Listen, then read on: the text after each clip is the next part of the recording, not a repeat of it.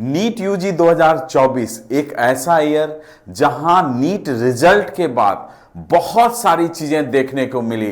बहुत सारे ups and downs, बहुत सारे प्रोटेस्ट, बहुत सारा कंफ्यूजन, पैनिक सिचुएशन पेरेंट्स और स्टूडेंट का। तो ये 2024 नीट में ये बहुत सारी चीजें 4 जून से जब से रिजल्ट आई है तब से ये बहुत सारी चीजें बैक टू बैक चल रही है। बहुत सारे मीडिया, बहुत सारे चैनल्स, बहुत सारे यूट्यूब पे रोज कुछ ना कुछ वीडियो आपको देखने को मिल रही हैं, जिस कारण से आप कंफ्यूजन में हो, आप पैनिक कर रहे हो। मैं रिक्वेस्ट करता हूं जो इस तरह के चैनल्स पे या इस तरह के वीडियोस बनाते हैं, मेरा रिक्वेस्ट ये है कि बहुत ज्यादा पैनिक क्रिएट ना किया जाए, सॉल्यूशन ओरिएंटेड बात की जाए जिससे पेरेंट्स और स्टूडेंट पैनिक में ना आए। और मैं पेरेंट्स से भी रिक्वेस्ट करता हूं कि बहुत ज्यादा वीडियोस और बहुत ज्यादा न्यूज नहीं देखें। एक ऑथेंटिक वीडियो जहां से आपको लगता है कि एक सही जानकारी मिल रही है, आपको बहुत ज्यादा पैनिक नहीं किया जा रहा है, इसके साथ गवर्नमेंट के जो ऑथेंटिक रेगुलेशंस हैं और नोटिफिकेशन है उसको फॉलो करें। बहुत ज्यादा आप पैनिक करेंगे तो भी आपके लिए शायद बहुत बेहतर नहीं होगा। तो आज इस वीडियो के माध्यम से मैं आपको बताऊंगा कि अभी करंट स्टेटस क्या है, साथ में उसके रीजंस क्या हैं और क्या रहा इस प्रोसेस में अभी तक, काउंसलिंग कब से स्टार्ट हो सकती है, 8 जुलाई को क्या सुप्रीम कोर्ट डिसीजन दे सकती है। सो इन सारे चीजों पे आज मैं डिस्कस करूंगा और कहीं ना कहीं इसको मैं सॉल्यूशन ओरिएंटेड आपके लिए मैं बनाऊंगा जिससे आप पैनिक ना करें, आप अपने काम में, आप अपने प्रोसेस में लगें। सो नमस्कार, मैं Rohan Singh get my university में आप लोगों का स्वागत करता हूं। जो आज की अपडेट है, ऑफिशियल अपडेट है कि जो 6 तारीख को काउंसलिंग स्टार्ट होनी थी, जो आप लोग पैनिक कर रहे थे या आप लोगों को जानकारी मिली थी कि 6 जुलाई को काउंसलिंग स्टार्ट हो रही है। हमारे पास बहुत सारे कॉल्स आ रहे थे कि सर कल या 6 को काउंसलिंग स्टार्ट हो रही है या नहीं हो रही है। तो काउंसलिंग डिले हो गई है। ऑफिशियली यही नोटिस है कि काउंसलिंग पोस्टपोन कर दी गई है। इन फ्यूचर जो फर्दर नोटिफिकेशन आएगी उसमें देखा जाएगा कि काउंसलिंग कब से स्टार्ट होगी। देखिए, काउंसलिंग डिले होने का रीजन है बहुत सारा, क्योंकि ये आपको समझना जरूरी है कि काउंसलिंग क्यों डिले, क्योंकि बहुत सारे पेरेंट्स का ऐसे भी कॉल आया कि शायद काउंसलिंग इन्होंने पोस्टपोन कर दी है तो शायद रीनीट होने की संभावना है। केवल ये रीजन नहीं हो सकता है।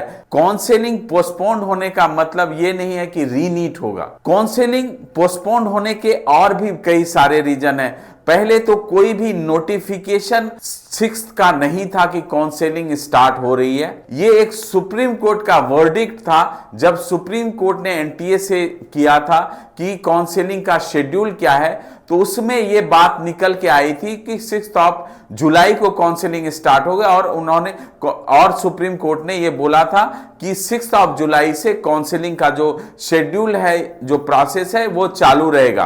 तो एक तो कोई ऑफिशियली नोटिफिकेशन नहीं थी, चाहे एमसीसी के तरफ से या जो भी काउंसलिंग बॉडी है उनके तरफ से। इसके अलावा मैं रीजन बताता हूं, जो 3-4 पॉइंट मुझे समझ में आए। वो रीजन क्या है? सबसे बड़ा कि 8 को सुप्रीम कोर्ट में सुनवाई है, ये रीजन है कि उसको पोस्टपोन कर दी गई है कि 8 को। क्या? क्योंकि बहुत सारे पिटीशन सुप्रीम कोर्ट में लगे हुए हैं स्टेट के थ्रू, जितने भी स्टेट में पिटीशन अगेंस्ट डले हुए थे रीनीट के लिए, वो सारे 8 को सुनवाई होने वाली है। ये भी एक रीजन था कि इसको पोस्टपोन कर दी गई है कि 8 को क्या डिसीजन आता है सुप्रीम कोर्ट को इसके बारे में।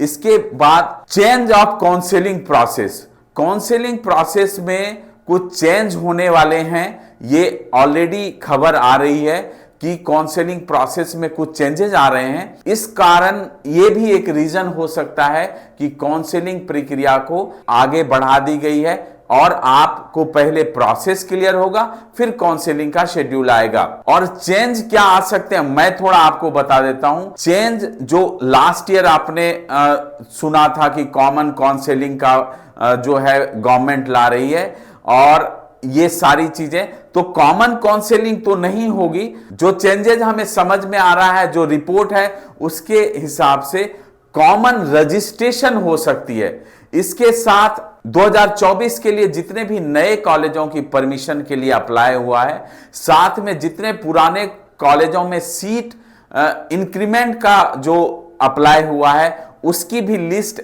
नेशनल मेडिकल कमीशन ने अभी जारी नहीं की है। लगभग 111 नए कॉलेजों ने एफिलिएशन के लिए डाला था। कुछ कॉलेजों को एफिलिएशन आ गई है। ये मैं अगले वीडियो में आपको बताऊंगा कि एफिलिएशन किन किन कॉलेजों को आई है, क्या प्रोसेस है एनएमसी का एफिलिएशन का, और कितने सीट्स बढ़ने की संभावना है 2024 में।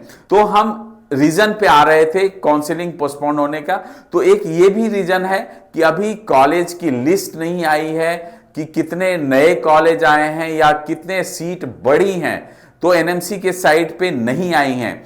तो ये सारी रीजन है। और एक सबसे बड़ी रीजन जो मैंने आपको फर्स्ट बताया कि 8th को क्या सुप्रीम कोर्ट का डिसीजन आने वाला है, ये भी एक बड़ा रीजन है। तो केवल ये नहीं है कि रीनीट हो जाएगी, हो सकता है संभावना हो, इस पे मैं डिस्कस करूंगा कि रीनीट की कितनी संभावना है या नहीं है 8th को। तो ये चीजें हैं जिसके कारण जो है अभी 6th को जो काउंसलिंग प्रोसेस है वो आपको पोस्टपोन कर दी गई है।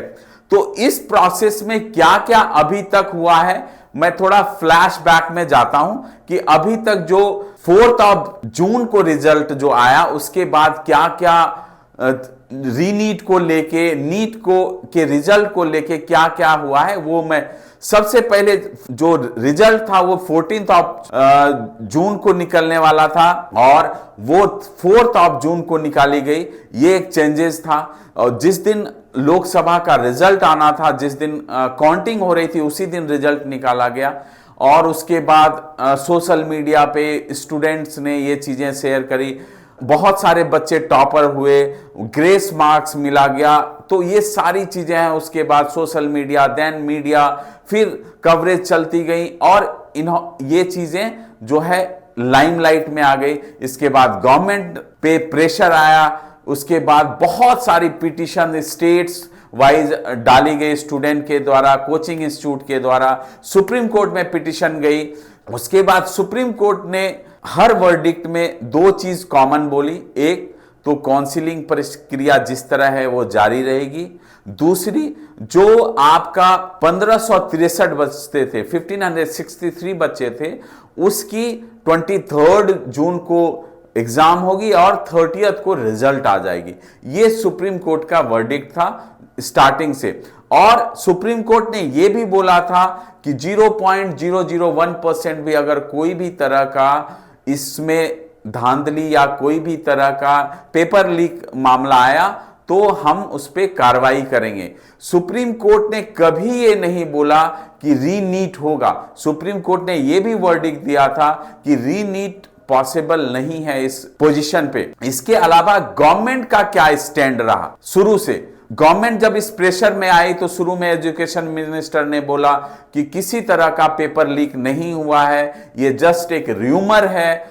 इसके बाद जब कुछ मामले आए, जब सुप्रीम कोर्ट ने सीबीआई इंक्वायरी डाली और कुछ मामले आए, जैसे बिहार में, झारखंड में, आपका गोधरा में और भी जो है महाराष्ट्र में कुछ कुछ मामले ऐसे आए हैं और एविडेंस मिले कि पेपर लीक हुआ है, तब एजुकेशन मिनिस्टर ने बोला कि पेपर के लीक होने के कुछ कुछ मामले हमारे पास आए हैं और हम इस पे संज्ञान ले रहे हैं। जो जो इसमें इन्वॉल्व हैं उन पे कड़ी कार्रवाई होगी, उनको सजा मिलेगी।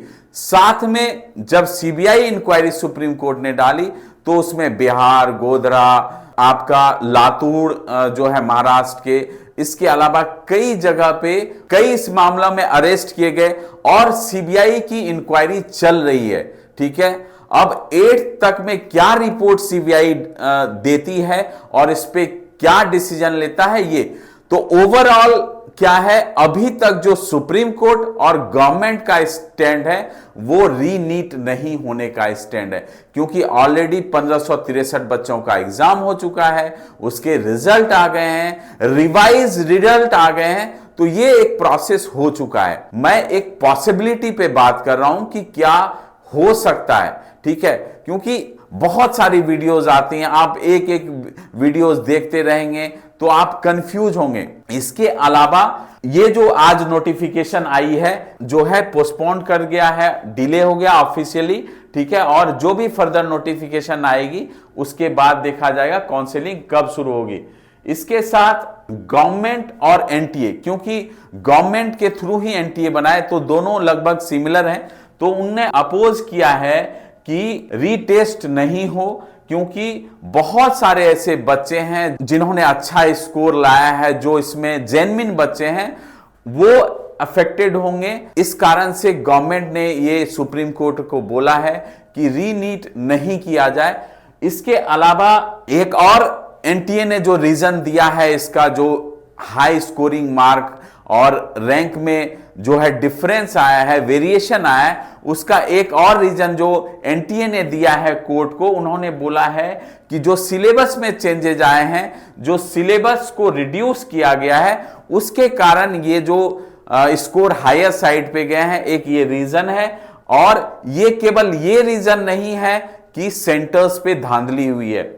इसके बाद जो है एक और मामला सुप्रीम कोर्ट में आया जो स्टूडेंट और कोचिंग इंस्टीट्यूट द्वारा डाला गया था कि ओएमआर शीट बहुत सारे बच्चों को नहीं मिला। ये हमारे पास भी बहुत सारे बच्चों का कॉल आया था कि हमने जब ओएमआर शीट डाउनलोड करने की कोशिश की तो वो डाउनलोड नहीं हुआ। कुछ बच्चों को ऐसे भी आए जिनके रिजल्ट में डिफरेंस आया, पहले कुछ और स्कोर आ रहा था, जब फाइनली जो है उनका रिजल्ट आया तो कुछ और स्कोर आ रहा था। तो ये सारे डिफरेंसेस आए जो सुप्रीम कोर्ट में ऑलरेडी पिटिशंस में गए हैं और जो मैं आपको शेयर भी कर रहा हूं।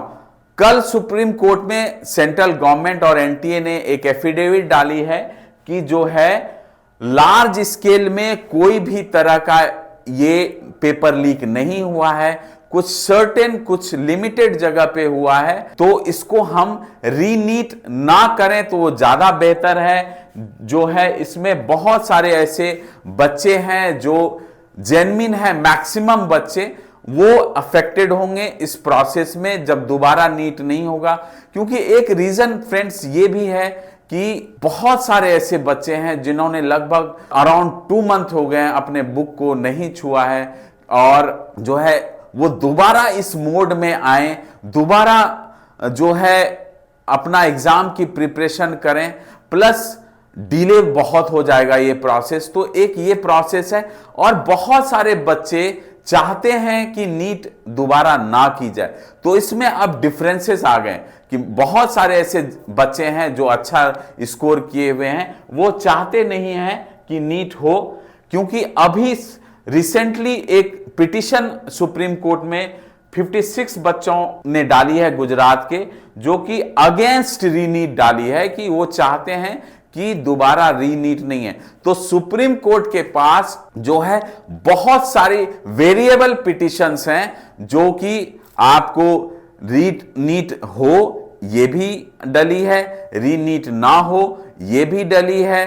पेरेंट्स भी चाहते हैं कि बहुत सारे ऐसे पेरेंट्स हैं जो चाहते हैं रीनीट हो, बहुत सारे ऐसे मेजर पेरेंट्स हैं जो चाहते हैं रीनीट ना हो। मैं पर्सनली जब पूछता हूं पेरेंट्स से, ठीक है, कि नीट होना चाहिए, तो मैक्सिमम पेरेंट्स का जवाब है कि नहीं सर, क्योंकि बच्चे उस चीजों के लिए तैयार नहीं है, दोबारा एग्जाम देने के लिए तैयार नहीं है, क्योंकि बच्चों ने उस प्रोसेस से बाहर निकल गए हैं, बच्चे प्रिपरेशन के मोड में नहीं है। तो ये बहुत सारे रीजंस हैं जो कि रीनीट होने और ना होने दोनों के।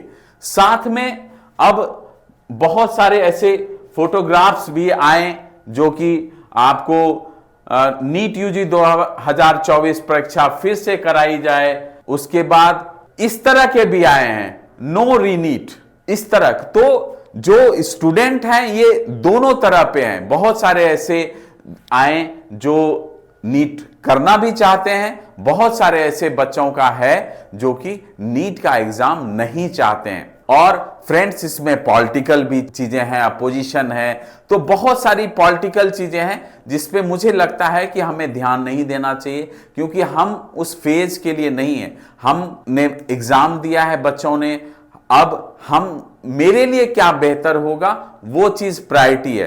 तो ये सारी रीजन मैंने बताई।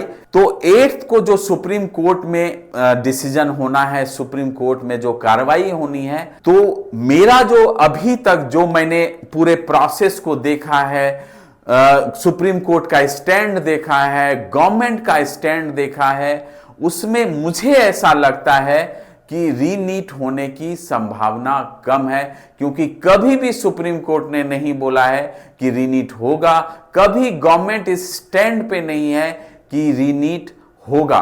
तो मुझे लगता है कि जो भी स्टूडेंट और पेरेंट्स हैं वो अपने प्रोसेस में कि उसके स्कोर रैंक पे क्या बेहतर कॉलेज मिल सकता है वो वर्कआउट करें, कॉलेज को समझें, तो एक वो प्रोसेस जारी रखें। लेट्स की क्या सुप्रीम कोर्ट डिसीजन देता है, वो तो फैक्ट्स है, सुप्रीम कोर्ट जो भी डिसीजन देगा उसको फॉलो करना पड़ेगा। तो हम अपने काम में लगे, वो ज्यादा प्रायोरिटी है। सुप्रीम कोर्ट अपना डिसीजन देता है, उसके बाद एटलीस्ट हमारा वर्कआउट होगा कि हम क्या कर सकते हैं अपने रैंक स्कोर पे, क्या बेहतर ऑप्शन हम निकाल सकते हैं, क्या बजट हमारा है जिसपे हम क्या क्या स्टेट को ऑप्शन ले सकते हैं, किस तरह के कॉलेज हमें लेने चाहिए, ये सारी चीजें हम अपनी बैक टू बैक पैरेलली हम वर्कआउट करते रहें। ये मेरा रिक्वेस्ट है आप लोगों से, ठीक है। इसमें जो भी गेट माई यूनिवर्सिटी आपकी हेल्प कर सकती है, आप हमें कनेक्ट करें। इसमें हम आपसे, हम कभी नहीं, पहले भी हमने वीडियो बनाया, हम कभी नहीं चाहते हैं कि स्टूडेंट या पेरेंट्स पैनिक हो और जो है अपने वर्कआउट को, अपने R&D को वो ना करें और इन्हीं सब प्रॉब्लम्स में फंसे रहें, क्योंकि जो फैक्ट्स है, जो सुप्रीम कोर्ट का डिसीजन है, उसी पे चीजें चलेगी। चाहे हम कितनी भी वीडियोस या कितने भी न्यूज हाइप कर दें, वो उसका कोई भी बेनिफिट नहीं है। इसके साथ मैं बताता हूं कि काउंसलिंग प्रोसेस जो है वो किस तरह स्टार्ट होता है, क्योंकि ये रिसेंटली जब से ये 6th का डेट आया है, ये एक पैनिक बना हुआ है कि पेरेंट्स लगे हुए हैं कि क्या डॉक्यूमेंट चाहिए, किस तरह का होगा, तो ये एक पैनिक सिचुएशन बना है। तो जनरली जो काउंसलिंग प्रोसेस स्टार्ट होती है, तो पहले एक शेड्यूल आती है कि काउंसलिंग किस तरह का होता है। मैं एक एग्जांपल में आपको दिखाता हूं कि क्या शेड्यूल आती है। देखिए, इस तरह की शेड्यूल आती है जो 2023 में आई है कि एमसीसी ऑल इंडिया कोटा कब से स्टार्ट होगी, फर्स्ट राउंड, स्टेट काउंसलिंग कब से स्टार्ट होगी, ज्वाइनिंग डेट लास्ट क्या होगी, सेकेंड राउंड कब से स्टार्ट होगी, स्टेट और एमसीसी, उसका ज्वाइनिंग लास्ट डेट क्या होगा, थर्ड राउंड कब से स्टार्ट होगी, उसकी ज्वाइनिंग डेट क्या होगी, और जो है थर्ड राउंड में स्टेट कब स्टार्ट होगी, स्टे वैकेंसी कब स्टार्ट होगी, और एमसीसी और स्टेट, और उसकी ज्वाइनिंग डेट क्या होगी। ठीक है, इसके साथ क्लास का भी शेड्यूल आएगा कि क्लास कब स्टार्ट हो जाएगी। तो ये पहली नोटिस आती है। उसके बाद जो है एमसीसी पे ये नोटिस आएगी। इसके बाद एमसीसी पे दूसरी जो नोटिस आएगी वो आपको पीडब्ल्यूडी के सेंटर्स की नोटिस आती है कि क्या सेंटर्स होते हैं जो पीडब्ल्यूडी कोटा वाले वहां से अपने सर्टिफिकेट बना सकते हैं। तो लास्ट ईयर का मैं एक थोड़ा आपको एग्जाम्पल के थ्रू समझाना चाहता हूं कि लास्ट ईयर जो ये डेट थी 7th ऑफ मई को एग्जाम हुआ था। उसके बाद जो है आप ये देख रहे हैं 5th ऑफ जुलाई को जो पहली पीडब्ल्यूडी एमसीसी की आई थी नोटिस, और 5th ऑफ जुलाई को आई थी। ठीक है, इसके बाद जब पीडब्ल्यूडी की नोटिस आती है एमसीसी पे कि आप इन सेंटर्स पे अपने सर्टिफिकेट पीडब्ल्यूडी के बनवा सकते हैं, उसके बाद दूसरी जो नोटिस आती है वो एनआरआई कन्वर्जन की आती है। तो 5th ऑफ जुलाई को वो नोटिस आई थी, 17th ऑफ जुलाई को एनआरआई कन्वर्जन की नोटिस आई थी। तो ये एक शेड्यूल है, ये एक तरीका है काउंसलिंग का। उसके बाद जो है जो नोटिस आई जो एमसीसी की, क्योंकि जब काउंसलिंग स्टार्ट होता है सबसे पहले ऑल इंडिया स्टार्ट होती है, एमसीसी के पोर्टल पे आती है। एमसीसी की जो काउंसलिंग की शेड्यूल आई थी 20 जुलाई को सीट मैट्रिक्स आई थी, क्योंकि सीट मैट्रिक्स पहले आती है फिर रजिस्ट्रेशन स्टार्ट होता है। तो 20 जुलाई को ये स्टार्ट हुई थी। तो मैं इसी कारण से आपको एग्जाम्पल देके लास्ट ईयर का समझा रहा हूं कि ये एक प्रक्रिया है जो कि काउंसलिंग के तहत होती है। तो पहले एमसीसी की काउंसलिंग स्टार्ट होती है, फिर स्टेट वाइज काउंसलिंग स्टार्ट होती है। तो first round MCC, then state first round, फिर उसकी रिपोर्टिंग, सारी प्रक्रिया कंप्लीट, फिर सेकेंड राउंड एमसीसी, फिर देन सेकेंड राउंड जो है आपका स्टेट। इसी तरह प्रक्रिया चलती रहती है। सो ये एक प्रोसेस है जो कि काउंसलिंग में स्टार्टिंग से होता है। तो पहले पीडब्ल्यूडी की निकलेगी, फिर एनआरआई कन्वर्जन होगी, फिर आपको रजिस्ट्रेशन स्टार्ट होगा। तो 5 जुलाई से स्टार्ट हुआ, 5, 17 एंड 20। तो ये एक प्रोसेस है, इसी प्रोसेस में काउंसलिंग चलती है। जैसे मैंने बताया कि जो काउंसलिंग प्रोसेस में चेंजेस होने का है वो कॉमन रजिस्ट्रेशन हो सकता है, क्योंकि कॉमन काउंसलिंग अभी पॉसिबल नहीं है, क्योंकि हर स्टेट में बहुत सारे कैटेगरी हैं और उन कैटेगरी को फॉलो करके एक कॉमन पोर्टल अभी तक जो है गवर्नमेंट ने नहीं बनाया है। और वो एक दिन की प्रोसेस नहीं है, उसमें बहुत लंबा टाइम, उसका सॉफ्टवेयर बहुत क्योंकि नॉर्मली अभी हम देखते हैं कि एक स्टेट या एमसीसी के सॉफ्टवेयर भी क्लैश कर सकते हैं, जबकि वो एक स्टेट पे काम कर रहे हैं केवल। और आप जब पैन इंडिया और एक कॉमन काउंसलिंग की बात करते हैं तो सारे स्टेट के कैटेगरी, सारे स्टेट के हर प्रोसेस को फॉलो करना उतनी आसान बात नहीं है। तो एक ही चीज हो सकती है, वो है कॉमन रजिस्ट्रेशन का। सो पेरेंट्स, ये जो प्रक्रिया है इस तरह का चलेगी। जहां तक 8th का है, सुप्रीम कोर्ट का डिसीजन आ जाएगा। सीबीआई की इंक्वायरी चल रही है, मे बी ये 8th के बाद भी आपको डेट मिल सकती है आपको सुप्रीम कोर्ट से, क्योंकि सीबीआई की अभी इंक्वायरी कंप्लीट नहीं हुई है। और रिपोर्ट जिस तरह फर्दर बढ़ते जाएंगे और भी गिरफ्तारियां होंगी और भी लोग जो इसमें इन्वॉल्व होंगे वो भी पकड़े जाएंगे। तो सीबीआई अपना काम कर रही है, उसी के रिपोर्ट के हिसाब से सुप्रीम कोर्ट डिसीजन देगी। काउंसलिंग की प्रक्रिया लगभग 8th को क्लियर हो जाएगी कि क्या होगा, डिले होगा या नहीं होगा। तो पैनिक मत करें, ठीक है, और आप इस प्रोसेस को क्लोजली फॉलो करें, ठीक है। टीम गेट माई यूनिवर्सिटी जो भी जेन्युइन इंफॉर्मेशन होगी इससे रिगार्डिंग वो जरूर आप तक शेयर करेगी।